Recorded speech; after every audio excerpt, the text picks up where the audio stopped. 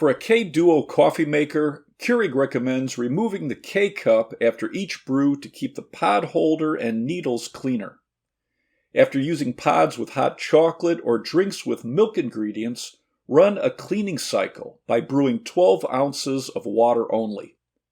Weekly, remove the pod holder assembly and clean it in warm soapy water and rinse it well. Be careful with the needle. Replace the bottom section by lining up the tabs to the indentations on the top section.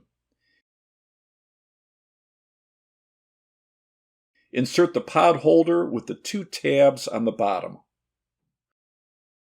After the pod holder is replaced, run a cleaning cycle by brewing 12 ounces of water only. Run a cleaning cycle on the carafe side. Put a filter only into the filter basket. Don't add coffee grounds. Brew a full carafe of water only. Descale the unit every 3 to 6 months, depending on your water hardness and usage.